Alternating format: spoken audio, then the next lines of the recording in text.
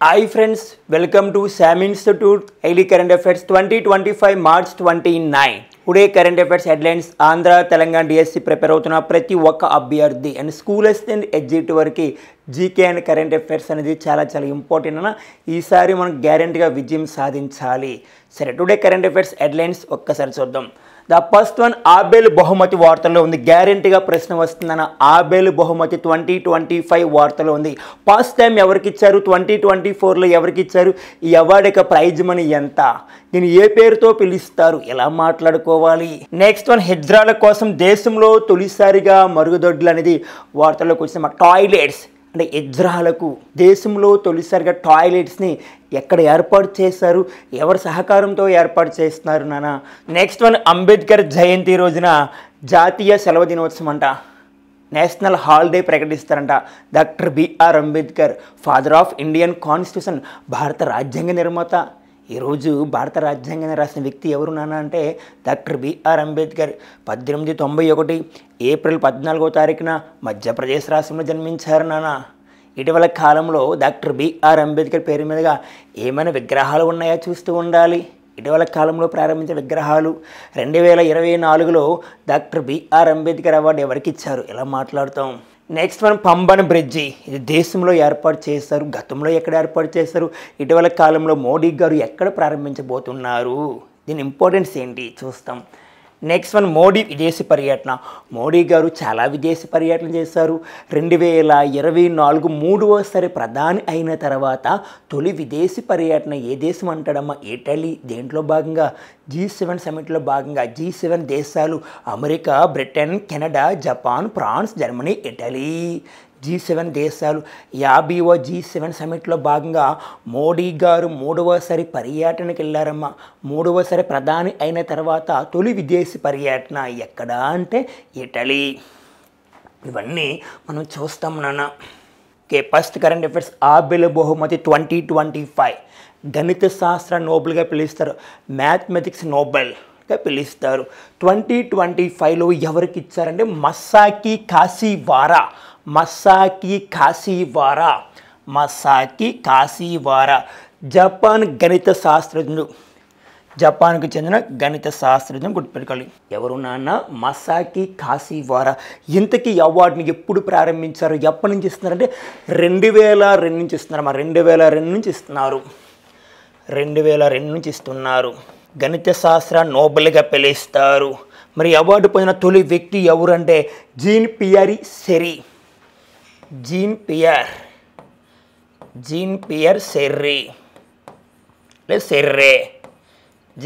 సెర్రే ఈ అవార్డు పొందిన తొలి వ్యక్తి 2002లో. ఈ అవార్డు 2024లో ఎవరికి వచ్చిందంటే మిచెల్ తలగ్రాండ్కి రావడం జరిగింది. ఆ మిచెల్ తలగ్రాండ్ ఏ దేశం అంటే ఫ్రాన్స్ దేశానికి చెందిన వ్యక్తి, ఫ్రాన్స్. ఈ అవార్డు ఎవరి పేరు మీదుగా ప్రారంభించారు మాస్టారు అంటే ఆయన Neil Henry Abel. Okay, Neil Henry Abel పేరు మీదుగా ఇస్తున్నారు. మరి ఈయన నార్వే దేశానికి చెందిన ఒక గణిత శాస్త్రవేత్త. ఎవరంటే నీల్ హెన్రిక్ యాబెల్. ఆయన పేరు మీదుగా 2002 నుంచి ఇస్తున్నారు. ఈ అవార్డు యొక్క ప్రైజ్ మనీ ఎంత మాస్టారు అంటే గుర్తుపెట్టుకోవాలి, 7.5 మిలియన్లు. 7.5 మిలియన్ నార్వేజియన్ క్రోనర్స్.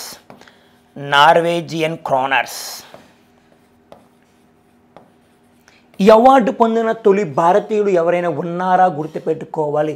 ఈ అవార్డు పొందిన తొలి భారతీయుడు చాలా ఎగ్జామ్లు అడిగాడు. అవార్డు పొందిన తొలి భారతీయుడు ఎవరు నానంటే శ్రీనివాస వర్ధన్. ఈ అవార్డు పొందిన తొలి భారతీయుడు శ్రీనివాస వర్ధన్కి 2007లో వచ్చింది. చూసుకోవాలి. ఆబేల్ ప్రైజ్ అంటే మ్యాథమెటిక్స్ నోబెల్ 2025లో ఎవరికి వచ్చింది, మసాకి కాశీవారా. అవార్డుని ప్రారంభించి 2002. ఈ అవార్డు పొందిన తొలి వ్యక్తి ఎవరు, Jean Pierre Serre. 2024 Michel Talagrand, France దేశము. Award prize money 7.5 million Norwegian kroners. ఎవరి పేరు మీదకి ఇస్తారంటే మరి నార్వే దేశానికి చెందిన నీల్ హెన్రిక్ ఆబెల్ పేరు మీదుగా ఇస్తున్నారు. ఈ అవార్డు పైన తొలి భారతీయుడు శ్రీనివాస వర్ధన్ 2007 గుర్తుపెట్టుకోవాలి. దీన్ని మ్యాథమెటిక్స్ నోబెల్ అని పిలుస్తాం కదా, మనకి నోబెల్ అవార్డు లింక్ చేసుకోవాలి. నోబెల్ అవార్డుని 1901లో ప్రారంభించారు. ఈ ప్రపంచంలో అత్యున్నత ప్రతిష్టాత్మక పురస్కారంగా పిలుస్తారు నోబెల్ని. ఈ అవార్డు 2024లో ఎంతమందికి ఇచ్చారు ఇవన్నీ మాట్లాడుకున్నాం మనం. ఈ award prize money 11 millions Sweden kroners. 11 millions Sweden krones. 11 millions Sweden krones. అలాగే ఇక్కడ పాయింట్ లింక్ చేసుకోవాలి మనం. అవార్డు పేరు ప్రిట్జికర్ ప్రైజ్. ప్రిట్జికర్ అవార్డు. ఈ ప్రిట్జికర్ అవార్డుని ఏ పేరుతో పిలుస్తారంటే గుర్తుపెట్టుకోవాలి, ఆర్కిటెక్చర్ నోబెల్గా పిలుస్తారు. Architecture Nobel. నిర్మాణ రంగంలో నోబెల్గా దేని పిలుస్తారంటే ప్రిట్జికర్ ప్రైజ్ లేదా ప్రిట్జికర్ అవార్డు. 2025లో ఎవరికి వచ్చింది అంటే లియు జియాకున్. గుర్తుపెట్టుకోవాలి, లియు జియాకున్ నిర్మాణ రంగంలో నోబెల్గా పిలిస్తే ప్రిట్జికర్ అవార్డు 2025లో లియు జియాకున్కి వచ్చింది. అదే నోబెల్ అవార్డు 2024లో మొత్తం 6 రంగాలు ఇస్తారు కదా. ఈ 6 రంగాలు MPCLPE చెప్పాం గతంలో మీకు. మా 2223 113 2024లో నోబెల్ అవార్డు మెడిసిన్లో 2 మెంబర్స్కి వచ్చింది, ఫిజిక్స్లో 2 మెంబర్స్, కెమిస్ట్రీ 3 మెంబర్స్, లిటరేచర్లో ఒకరికి, పీస్లో ఒకరికి, ఎకనామిక్స్లో 3 మెంబర్స్కి వచ్చింది. ఇవన్నీ గతంలో చెప్పాం మనం. ఇలా పాయింట్స్ ఏమైనా ఉంటే దాన్ని లింక్ చేస్తూ ఉండాలి. Okay friends, next current affairs. Bangkok మయన్మార్లో భారీ భూకంపం. బ్యాంకాక్ మయన్మార్లో భారీ భూకంపం అంట 2025 సంబంధించి. భూకంపం యొక్క తీవ్రతను దేనితో కొలుస్తారు? రిక్టర్ స్కేల్తో కొలుస్తారు. ఆ చుట్టూ ఉన్న ప్రాంతాలు చాలామంది చనిపోయారు నాన్న. ఇప్పుడు భారతదేశం కూడా ముందుకు వచ్చింది. ఆ 2 దేశాలకు సహాయం చేయడానికి మేము రెడీగా ఉన్నామని. భారతదేశం ఇప్పుడే కాదు నాన్న, గతంలో కొన్ని దేశాలకి తుఫాన్లు రావడం వల్ల సహాయం చేసాం. ఉదాహరణకి నాన్న మీకు ఆపరేషన్ దోస్త్ అనే పేరుతో 2023 ఆ సమయంలో ఒక 2 దేశాలకి సహాయం చేసాం. ఆ దేశాలు టర్కీ, సిరియా దేశాల భూకంపం రావడం వల్ల అక్కడ ఉన్న దేశాలకు భారతదేశం ఏ పేరుతో సహాయం చేసిందంటే ఆపరేషన్ దోస్త్. ఇవన్నీ మాట్లాడతాం. బ్యాంకాక్ మయన్మార్లో భారీ భూకంపం. బ్యాంకాక్ అంటే థాయిలాండ్ అంటే థాయిలాండ్ రాజధాని బ్యాంకాక్. చూడాలి, థాయిలాండ్లోని బ్యాంకాక్లో 7.3 తీవ్రత అంటే రిక్టర్ స్కేల్ యొక్క తీవ్రత 7.3. నెక్స్ట్ మయన్మార్లో 7.7 తీవ్రత భూకంపం సంభవించింది. నెక్స్ట్ మయన్మార్లో భూకంప కేంద్రం ఉన్నట్లు జర్మనీ సంస్థ గుర్తించింది. మయన్మార్లో భూకంప కేంద్రం ఉన్నట్లు జర్మనీ సంస్థ ప్రకటించింది. భూకంపం దాటికి మయన్మార్ బ్యాంకాక్లో పలు భవనాలు ఊగాయంట. చాలామంది చనిపోయారు కూడా. ఈ భారతదేశం సహాయం చేస్తాము అని చెప్తుంది. వాళ్ళకి ఏం కావాల్సిన కొన్ని పాయింట్స్ మీకు. గతంలో మనకి మయన్మార్లో మోచా తుఫాన్ వచ్చిందన్న. మోచా తుఫాన్. ఈ మోచా తుఫాన్ కారణంగా మయన్మార్లో మోచా తుఫాన్ కారణంగా భారతదేశం ఏ పేరుతో సహాయం చేసిందంటే ఆపరేషన్ కరుణ అనే పేరుతో సహాయం చేసింది. ఆపరేషన్ కరుణ పేరుతో సహాయం చేసిందని గుర్తుపెట్టుకోవాలి నాన్న. అలాగే ఇటీవల కాలంలో యాగి తుఫాన్ ఒక 3 దేశాల్లో వచ్చిన ప్రధానంగా యాగి తుఫాన్ కారణంగా ప్రధానంగా Myanmar, Laos, Vietnam. Okay, Myanmar, Laos, Vietnam. Myanmar, Laos, Vietnam. Yagi తుఫాన్ యొక్క ఎఫెక్ట్ ఈ 3 దేశాలకి చాలా తీవ్రత వచ్చింది. ఆ సమయంలో భారతదేశము ఏ పేరుతో సహాయం చేసిందంటే ఆపరేషన్ సద్భావన.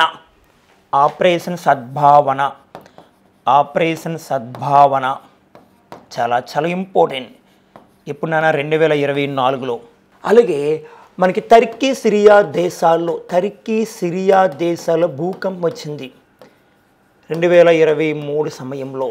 ఈ సమయంలో ఆ 2 దేశాలకు భారతదేశం ఏ పేరుతో సహాయం చేసింది నాన్న అంటే ఆపరేషన్ దోస్త్ అనే పేరుతో సహాయం చేసింది. ఇలా లింక్ చేసుకోవాలి. ఇప్పుడు బ్యాంకాక్ మయన్మార్లో భారీ భూకంపం వచ్చింది. ఏదో ఒక పేరుతో భారతదేశం సహాయం చేయాలనుకుంటే తప్పనిసరిగా ఏదో ఒక పేరుతో సహాయం చేస్తుంది. రానున్న కాలంలో వార్తలకు వస్తుంది గ్యారెంటీగా. Okay friends, next current affairs మనం చూస్తే ఇజ్రాయెల్ కోసం దేశంలో తొలిసారిగా మరుగుదొడ్లు టాయిలెట్స్ అంటే ఇజ్రాయెల్ కోసము దేశంలో తొలిసారిగా టాయిలెట్స్ని ఏర్పాటు చేశారు. ఎక్కడ అంటే బెంగళూరులో ప్రారంభించారు, కర్ణాటక ప్రాంతంలో. ప్రధానంగా ఎక్కడంటే తానే. ఎవరెవరు దీన్ని ప్రారంభించారు అంటే rotary international district Sulabh international సహకారంతో. మా rotary international district Sulabh international సహకారంతో ప్రారంభించారు. సులభ్ ఇంటర్నేషనల్ వ్యవస్థాపకుడు మీకు ఐడియా ఉంటుందమ్మా, బిందేశ్వర్ పాఠక్. అంటే టాయిలెట్స్ లేని వారికి, మరుగుదొడ్లు లేని వారికి తన వంతు సహకారం అందించేవాడు.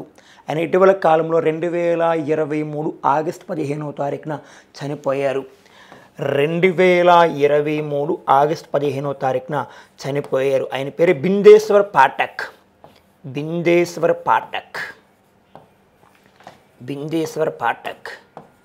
ఆ బిందేశ్వర్ పాఠక్ని ఏమని పిలుస్తామంటే మనకి టాయిలెట్ మ్యాన్ ఆఫ్ ఇండియా అని పిలుస్తారు. Toilet man of India. Sulabh international అనే ఒక వ్యవస్థాపకుడు సులభ్ ఇంటర్నేషనల్ ఫౌండేషన్ ఏర్పాటు చేసి సహాయం చేసేవాడు. మా టాయిలెట్స్ కట్టించేవాడు. అంటే పర్యావరణానికి మంచి జరగాల ఉద్దేశంతో ఆయన 2023 ఆగస్టు 15వ తారీఖున చనిపోయారు కదా. గతంలో ఆయన మోడీ పేరు మీదుగా మోడీ యొక్క జీవిత చరిత్ర ఆధారంగా ఒక బుక్ రాశాడు. ద మేకింగ్ ఆఫ్ లెజెండ్ అనే బుక్ రాశాడు. మోడీ యొక్క జీవిత చరిత్ర ఆధారంగా మోడీ యొక్క పర్యటనలు, మోడీ ప్రధానమంత్రి ఏ విధంగా అయ్యాడు, ఇవన్నీ దాంట్లో ఉంటాయి నాన్న. The making of legend. ఈ బిందేశ్వర్ పాఠక్కి 2024లో పద్మ విభూషణ్ అవార్డు వచ్చింది. మరణాంతరము పద్మ విభూషణ్ అవార్డు వచ్చింది. అంటే 2024లో పద్మ విభూషణ్ 2024లో పద్మ విభూషణ్ 5 మెంబర్స్కి వచ్చింది. 2025 పద్మ విభూషణ్ 7 మెంబర్స్కి వచ్చింది.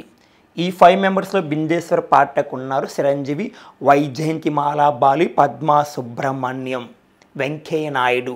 2024లో పద్మ విభూషణ్ వచ్చిన 5 members Venkaiah Naidu, Chiranjeevi, Bindeshwar Pathak, Vyjayanthimala Bali, Padma Subrahmanyam. Okay. World toilets day అంటే ఈ ప్రపంచ మరుగుదొడ్ల దినోత్సవం ఏ రోజు జరుపుకుంటాం? ప్రతి సంవత్సరము నవంబర్ 19వ తారీఖున జరుపుకుంటాం. నవంబర్ 19వ తారీఖున జరుపుకుంటాం. ఇక్కడే కొన్ని పాయింట్స్ లింక్ చేసుకోవాలి.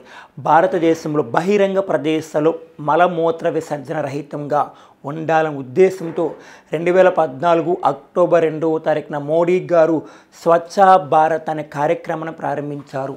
స్వచ్ఛ భారత్ కార్యక్రమాన్ని ప్రారంభించారు. స్వచ్ఛ భారత్ కార్యక్రమం 2014 అక్టోబర్ 2. బహిరంగ ప్రదేశాలు మలమూత్ర విసర్జన రహితంగా ఉండాలి దేశము. దీనికి టోల్ ఫ్రీ నెంబర్ ఉందమ్మా. అంటే స్వచ్ఛ భారత్ యొక్క టోల్ ఫ్రీ నెంబర్ 1969. ఈ స్వచ్ఛ భారత్ కార్యక్రమం ఏర్పాటై 2024 అక్టోబర్ 2 నాటికి 10 ఇయర్స్ 10 సంవత్సరాలు పూర్తి చేసుకుంది. Okay friends, next current affairs మనం చూస్తే అంబేద్కర్ జయంతి జాతీయ సెలవు దినం. డాక్టర్ బిఆర్ అంబేద్కర్ భారత రాజ్యాంగ పితామహుడు, father of Indian constitution. Ambedkar 1891 April 14వ తారీఖున మధ్యప్రదేశ్ రాష్ట్రంలో జన్మించారు.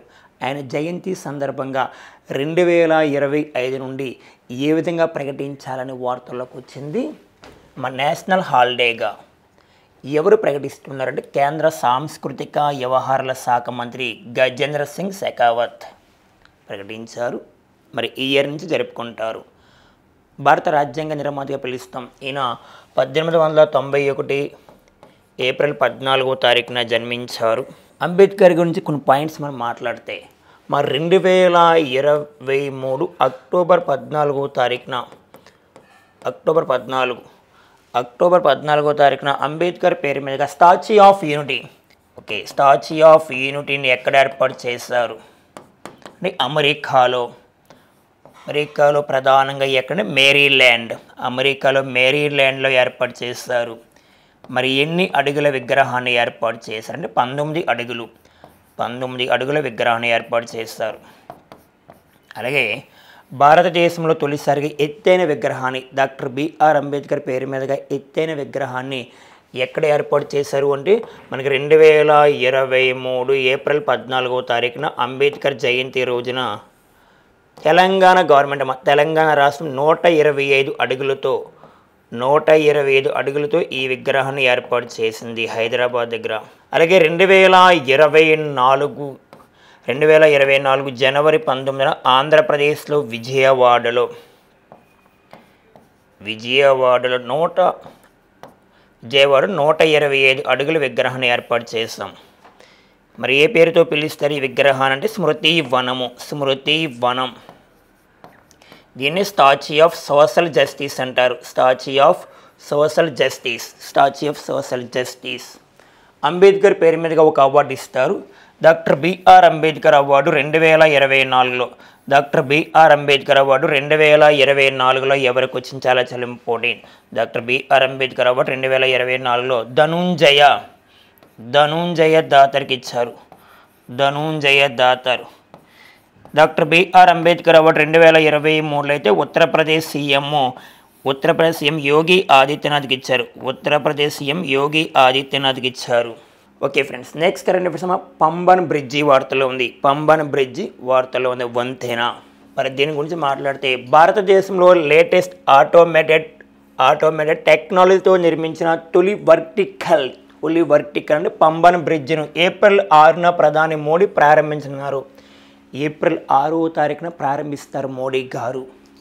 నెక్స్ట్ తమిళనాడు రామనాథపురం జిల్లా నుంచి రామేశ్వరం ద్వీపానికి మధ్య ఉన్న 21.6 కిలోమీటర్ల దూరాన్ని రైలు ద్వారా చేరుకునేందుకు 1914లో నిర్మించారు ఈ వంతెన్ని. అయితే ఇక్కడ 21.6 కిలోమీటర్ దూరాన్ని దాదాపుగా 30 నుంచి 35 నిమిషాలు పట్టేది. ఇప్పుడు అలా కాదు నాన్న, అంటే కొత్త టెక్నాలజీతో ఏర్పాటు చేస్తున్నారు. జస్ట్ 5 మినిట్స్ వెళ్ళిపోయేలాగా 5 మినిట్స్లో వెళ్ళిపోయేలాగా ఒక ట్రైన్ దీన్ని నిర్మిస్తున్నారు. యాక్చువల్లీ ఈ ప్రాజెక్ట్ను ప్రధాని మోడీ 2019లో శంకుస్థాపన చేశారు. ఈ ప్రాజెక్టుకి ఎవరు సహకారంతో దీన్ని నిర్మిస్తున్నారు? గుర్తుపెట్టుకో, రైలు వికాస్ నిగమ్ లిమిటెడ్. దీన్ని ఆర్వీఎన్ఎల్ పిలుస్తారు. ఆర్వీఎన్ఎల్ అంటే రైలు వికాస్ నిగమ్ లిమిటెడ్ 535 కోట్ల వ్యయంతో నిర్మించారు వారు. ఇప్పుడు 2025 ఏప్రిల్ 6వ తారీఖున ప్రధాని మోడీ ప్రారంభిస్తారు. ఎక్కడ ఉంది? తమిళనాడు రామనాథపురం జిల్లా నుంచి రామేశ్వరం ద్వీపానికి మధ్య ఉంది. సింపుల్గా సరిపోతుంది. Okay friends, next current affairs. Modi గారు భారతదేశ ప్రధానమంత్రి 3వసారి ప్రధానిగా ప్రమాణ స్వీకారం చేశారు 2024 జూన్ 9న. అప్పటి నుంచి ఇప్పటి వరకు చాలా విదేశీ పర్యటనలు చేశారు. మోడీ గారు 2014లో తొలిసారిగా ప్రధాని అయిన తర్వాత ఏ దేశం వెళ్ళారంటే భూటాన్. మోడీ గారు 3వసారి ప్రధాని చేసిన తర్వాత తొలి విదేశీ పర్యటన ఏ దేశంకి వెళ్ళారంటే ఇటలీ. దీంట్లో భాగంగా అంటే G7 సమ్మిట్లో భాగంగా అంటే 50వ G7 సమ్మిట్ ఇటలీ దేశంలో జరిగింది. G7లో మన ఇండియాకి మెంబర్షిప్ లేదు. ఉదాహరణకి G7 అంటే ABC JPJI గుర్తుపెట్టుకోవాలి. America, Britain, Canada, Japan, France, Germany, Italy. కానీ మోడీ గారు ముఖ్య అతిథిగా వెళ్ళారు. 3వసారి ప్రధాని చేసిన తర్వాత ప్రధానిగా ప్రమాణ స్వీకారం చేసిన తర్వాత తొలి విదేశీ పర్యటన ఏ దేశం అంటాడు? ఇటలీ. దీంట్లో భాగంగా G7లో భాగంగా. సరే, ఇప్పుడు మరలా మోడీ గారు విదేశీ పర్యటన. ఇటీవల కాలంలో మోడీ గారికి ఇంటర్నేషనల్ అవార్డ్స్ 21 వచ్చాయి. లాస్ట్ అవార్డు మనం మాట్లాడుకున్నామా, last international award Mauritius award వచ్చింది. మారిషస్ అవార్డు దానితో కలిపి 21 ఇంటర్నేషనల్ అవార్డ్స్. ఇప్పుడు మరలా మోడీ విదేశీ పర్యటన ప్రకటించారు.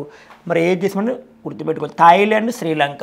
మా థాయిలాండ్, శ్రీలంక దేశము అంటే ఏప్రిల్ 3 నుండి 6 వరకు వెళ్తారు. ఏప్రిల్ 3 నుంచి 6 వరకు ఉంటారు. దాంట్లో థాయిలాండ్ రాజధాని Bangkok.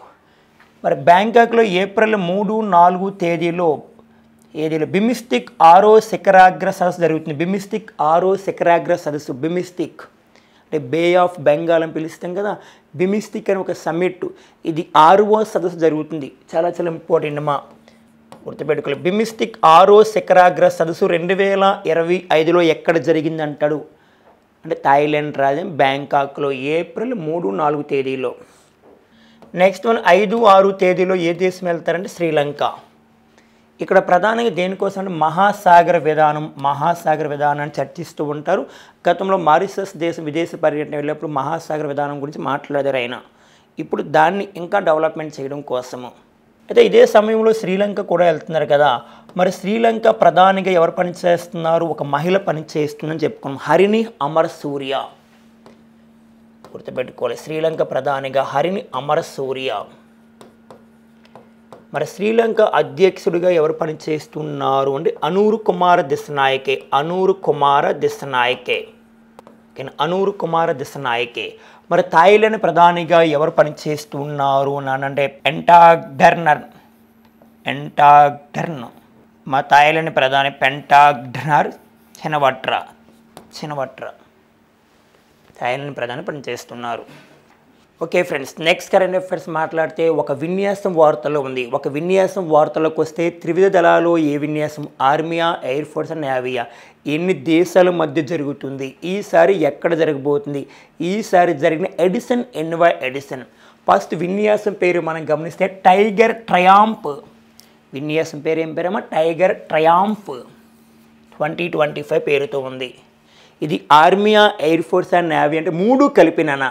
Army, air force, navy త్రివిధ దళాలు, ఈ మూడు దళాలు కూడా పాల్గొంటాయి. ఎన్ని దేశాల మధ్య అంటే ఇలా చరిత్రలో తొలిసారిగా నాన్న. ఎందుకు అంటే నాన్న, పర్టికులర్గా ఆర్మీ విన్యాసం అవుతుంది, లేదా నేవీ అవుతుంది, లేదా ఎయిర్ ఫోర్స్ అవుతుంది.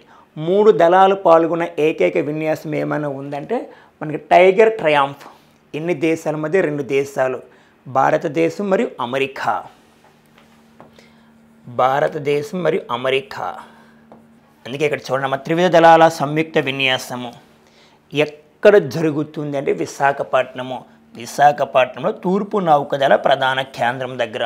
ఈసారి జరగబోతున్న ఎడిషన్ వరుస క్రమంలో అంటే 4th ఎడిషన్ మరి ఏప్రిల్ 2న ప్రారంభమవుతుంది. విన్యాసాలు చాలా ఇంపార్టెంట్. విన్యాసాలు లేకుండా ప్రశ్నపత్రం ఉండదు. మీకు రీకాల్ చేస్తున్న విన్యాసాలన్నీ కూడా. మరి తొలి ఎడిషన్ 2019లో జరిగింది. 2019 భారత తరపున ఐఎన్ఎస్ జాలస్వా యుద్ధ నౌక ప్రాతినిధ్యం వహిస్తుంది. భారత తరపున ఈ విన్యాసాలు ఐఎన్ఎస్ జాలస్వా యుద్ధ నౌక ప్రాతినిధ్యం వహిస్తుంది. ఐఎన్ఎస్ అంటే ఇండియన్ నేవల్ షిప్. ఇటీవల కాలంలో వార్తలు ఉన్న టైగర్ ట్రయాంఫ్ విన్యాసం ఎన్ని దేశాల మధ్య? 2 దేశాలు. ఇది ఒక త్రివిధ దళాల విన్యాసం అని గుర్తుపెట్టుకోవాలి. ఆర్మీ, ఎయిర్ ఫోర్స్ 3 దళాలు కూడా పాల్గొంటారు. ఓకేనా. ఇటీవల కాలంలో లేటెస్ట్గా జరిగిన విన్యాసాలు మీకు రీకాల్ చేసిన ప్రతిసారి ఒక విన్యాసం వస్తే దాని బ్యాక్గ్రౌండ్ గతంలో జరిగిపోయింది కూడా చెప్తున్నా. అలా చెప్పడం వల్ల మీకు ఒకసారి రివిజన్ అవుతుందన్న చూడాలి మీరు. లేటెస్ట్గా మనకి ఐక్యమే విన్యాసం చెప్పుకున్నాం. బహుపాక్షిక నావికదళ విన్యాసము భారతదేశం మరియు ఆఫ్రికా ఖండాలు కలిసి ఏర్పాటు చేస్తున్నాయి అని చెప్పుకున్నాం.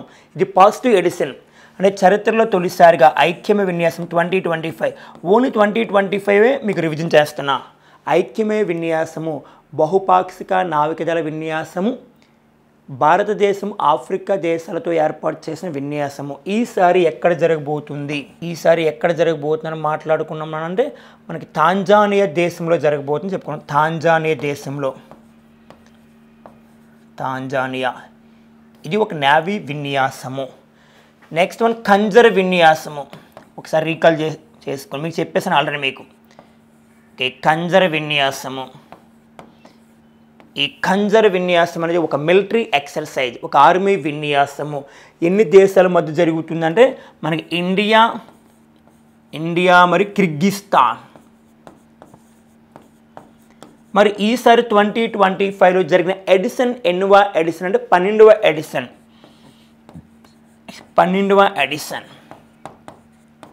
అలాగే లేటెస్ట్గా సీ డ్రాగన్ విన్యాసం జరిగిందమ్మా. సీ డ్రాగన్ విన్యాసము ఇది బహుళ దేశాల నేవీ విన్యాసము. బహుళ దేశాలు పాల్గొంటాయి. ఇది ఒక నేవీ విన్యాసం 2025లో ఎక్కడ జరిగింది? పసిఫిక్ మహాసముద్రంలో జరిగింది. ఇది 7th ఎడిషన్ అని చెప్పుకున్నాం. 7th ఎడిషన్ మా సీ డ్రాగన్ అయితే 7th ఎడిషన్ ఒక నేవీ విన్యాసము. అండ్ ఖంజర్ విన్యాసం అయితే మనకి 12వ ఎడిషన్. ఇది ఒక మిలిటరీ ఎక్సర్సైజ్. అండ్ ఐక్యం అయితే పాజిటివ్ ఎడిషన్. ఇది ఒక నేవీ విన్యాసం. బహుళ దేశాలు అంటే ఇండియా మరియు ఆఫ్రికా దేశాలు పాల్గొంటాయి. అలాగే టైగర్ ట్రయాంప్ విన్యాసము, త్రివిధ దళాల విన్యాసము అని గుర్తుపెట్టుకోవాలి. Okay friends, next current affairs మా క్రీడా రంగానికి సంబంధించి మీకు క్రీడా రంగం నుంచి గ్యారెంటీగా 1 or 2 క్వశ్చన్స్ వస్తాయి నాన్న. ఓకేనా? అలా ఇటీవల కాలంలో జరిగిన ఒలింపిక్స్, పారా Olympics, 38 national games, past kho kho world cup జరిగింది లేటెస్ట్గా, అలాగే 2026లో జరగవలసిన గేమ్స్, అలాగే 2028లో ఒలింపిక్స్లో యాడ్ అవుతున్న కొత్త గేమ్స్ ఏంటి ఇవన్నీ చెప్పుకున్నాం. అలాగే మనకి 1 డే వరల్డ్ కప్, IPL ఇవన్నీ చూస్తూ ఉండాలి. ఇప్పుడు మనకి ఒక హాకీ కప్పు వార్తల్లోకి వచ్చింది. అదేంటంటే మన జూనియర్ హాకీ ప్రపంచ కప్ 2025 దీని యొక్క షెడ్యూల్ రిలీజ్ చేస్తారు. ఎక్కడ జరగబోతుందో చూద్దాం. మరి FIH జూనియర్ పురుషుల హాకీ ప్రపంచ కప్కు చెన్నై, మదురై ఆతిథ్యం ఇస్తున్నాయి. మరి నవంబర్ 28 నుంచి డిసెంబర్ 10 వరకు జరుగుతాయి. అంటే ఈ ఇయర్ భారత్ నుండి ఎన్ని జట్లు పాల్గొంటాయండి? 24 జట్లు పాల్గొంటాయి నాన్న. జూనియర్ హాకీ ప్రపంచ కప్ 2025 ఈసారి ఇండియా.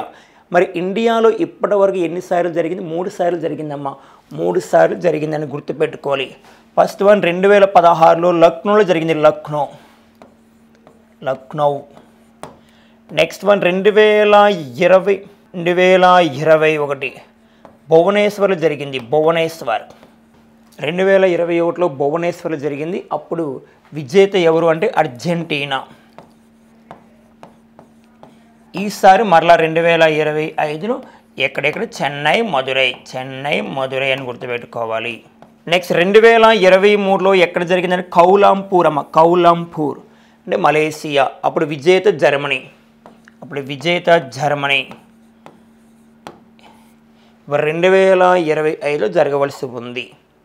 లేటెస్ట్గా మనకి గుర్తుపెట్టుకో మహిళల చాలా ఇంపార్టెంట్ మహిళల గ్రాండ్ ఫ్రీ చెస్ టోర్నమెంట్ అమ్మ. చెస్ టోర్నమెంట్ 2025 ఏప్రిల్ 13వ తారీఖున ప్రారంభమవుతుంది. పూణేలో ప్రారంభమవుతుంది. పూణే అంటే మహారాష్ట్ర.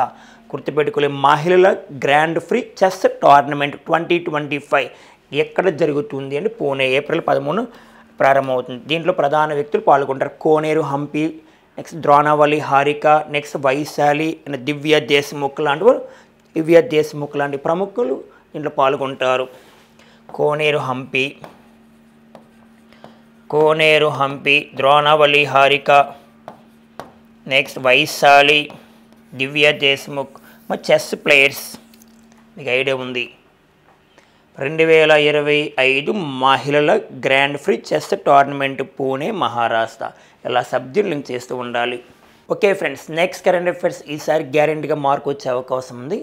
లేటెస్ట్గా 2025 సంవత్సరానికి సంబంధించి most powerful Indian list release చేశారు.